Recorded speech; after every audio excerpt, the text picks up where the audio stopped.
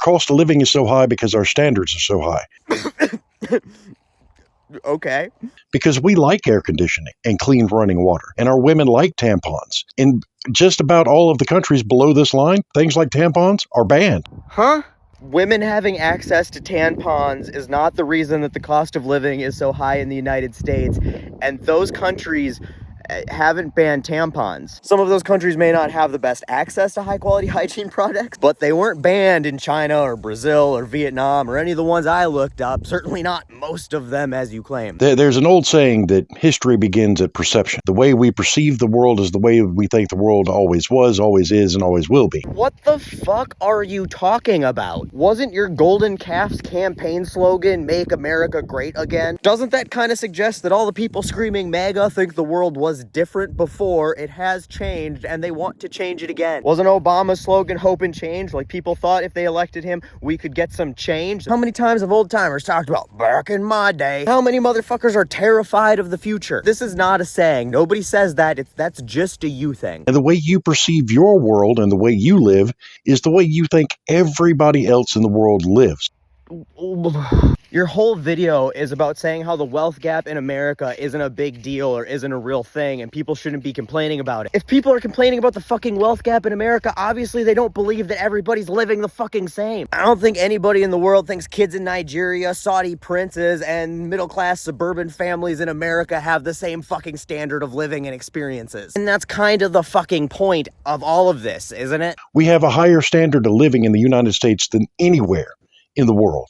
Come again? Which is why it's so expensive.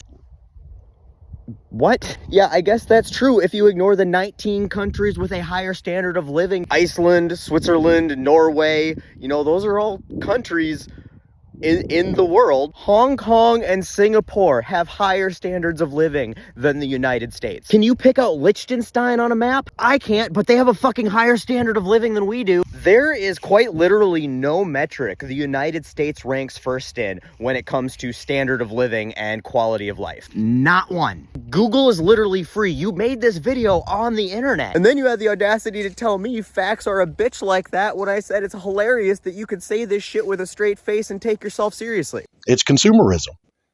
I mean, for example, I make a six-figure income. Oh, buddy, I don't know how to break this to you, but the $100,000 a year annual pay stub you put on the internet, which is a weird thing to do, by the way, it isn't helping your case. When we're talking about wealth gaps, you are one of the poors. $100,000 a year is peasant territory in comparison to the ultra wealthy. But it's also too much to qualify you to talk about the plights of people who are struggling financially. In fact, unless you have class solidarity, it is the perfect amount of money to qualify you to shut the fuck up about anything to do with finances. I live in a 200 square foot camper in an RV. Chris Farley even tried to warn you. Because I'm not materialistic. You want to live in a $2,000 a month apartment and then bitch about the rent? That's on you. So your solution to the outrageous cost of housing isn't that we should address the outrageous cost of housing. It's that everybody should just go live in a van down by the river. Because that's what you do. Which I'm going to assume is something you do because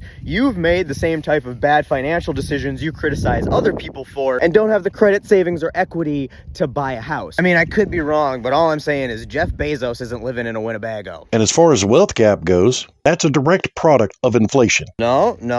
Inflation is a direct product of the wealth gap, but maybe that was just some dyslexia. Go on. The more it costs to do business, the more they're going to charge. The more they charge, the higher the gross, not the net, the gross income of these individuals is going to be. Buddy, no, that's not how that works. See, through all of this record inflation, all of these companies have been posting record profits, not net or gross revenues, profits. You know what profits mean? Profits is the money you keep after all of your expenses for doing business have been paid. In 2021, corporate profits were up by 35%. If they just raised prices to match inflation for their cost of doing business, profit margins would remain unchanged. Words have meanings, and it helps if you understand what they are before you talk about them. Governments create inflation.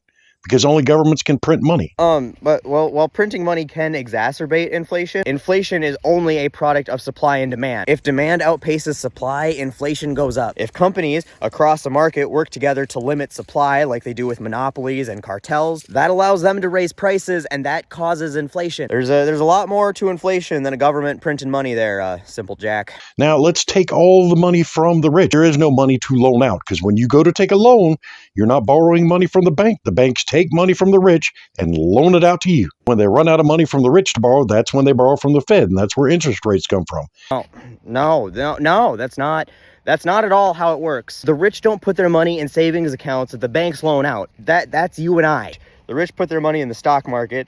They loan it, I guess, in a way to big companies, and then they profit from that increase in stock value. That has very little to do with your mortgage that you don't have because you live in a camper. The only way that we could stop inflation is if we went back to living that 1950s lifestyle of two people in the home, one of them working, one of them not. We have to take currency out of the supply. You do realize that in the 1950s, there was still currency in the market. Like, we still had money. They just paid one person enough to support an entire family, where now they don't. This is just like so blatantly dumb. I don't even know how to respond to this. And the 1950s was rampant consumerism. Credit cards came about. Everybody got a house. That's when the American dream was invented. Everybody had 2 cars, a stay-at-home wife, 3 kids, all the new gizmos and gadgets. You really want to get rid of inflation, you actually have to go back to the 1930s. But that's a whole different story. Everyone could be living the kind of lifestyle that I'm living. There too, government is the problem. Go down to Brazil, China, Vietnam, every country in Africa, they don't have the regulations we have. You get a spit of land, you put whatever kind of shelter on it, and you live in it. Can't do that here in the U.S. So you want to get rid of building codes. That's now your solution. Safe housing is the problem. We should all just, build a mud hut and work in the rice fields? Jesus fuck. You guys talk about trickle-down Reaganomics being bad. That was direct consumer and capitalism. That was money flowing from the rich to everyone else through the free market.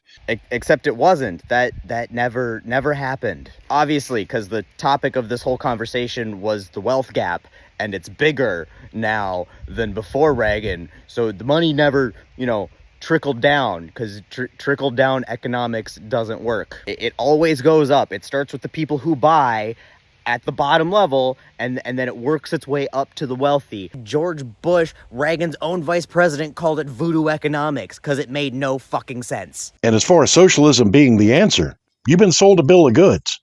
Go look at any true socialist country or communist country. I'm going to stop you right there. Obviously, you don't know the difference between socialism and communism, so you probably shouldn't talk about them. And you obviously don't know that there isn't any true socialist or communist country, just like there's no true capitalist country either. So anything you have to say is clearly irrelevant. We'll skip past that. Don't worry about the rich. No, I think I will actually worry about the people who control the vast amount of wealth and resources that affect all of our daily lives in the world that we have to live in. Seems like something we should definitely worry about. They're always going to be there. They're always going to make their money because they're entrepreneurials, and it happens. The overwhelming majority of wealthy people were born into wealth, so being handed, millions of dollars of wealth isn't exactly what I'd call entrepreneurial. If you sat down and did the math on it, if we took all the wealth from the top 100 wealthy people in the U.S., that would be all the billionaires and most of the 100 millionaires. Home slice, there is 735 billionaires in the United States. I think maybe you should stop talking about math and start working on basic addition. It would fund the government for about a year. Dude, that's why this isn't that complicated, my friend. Obviously you didn't do the math because you thought the top 100 wealthiest people includes most of the 100 millionaires, which it obviously doesn't. But I'm not going to bother fact checking it because it's irrelevant. When we say eat the rich, we don't mean just take all of their money and then distribute it to the government. We mean tax them at their fair share. They will still be rich. They will just be paying in more annually. So we can fund things that literally every other country has, like universal health care and free college tuition. Things they have in Mexico and Canada and Scandinavia and places where rich people and private industry still exist. I didn't realize that much of the nuance needed to be explained about the eat the rich thing, but I hope I hope I cleared that up for you. Anyway, maybe give the economics content making a bit of a break. Maybe you could try, tiny house living. I think that'd be a good one for you. A whole section of TikTok just dedicated to that. And you probably have a lot more relevant, valid information on that topic because you certainly don't have any on socioeconomics. Ta-ta.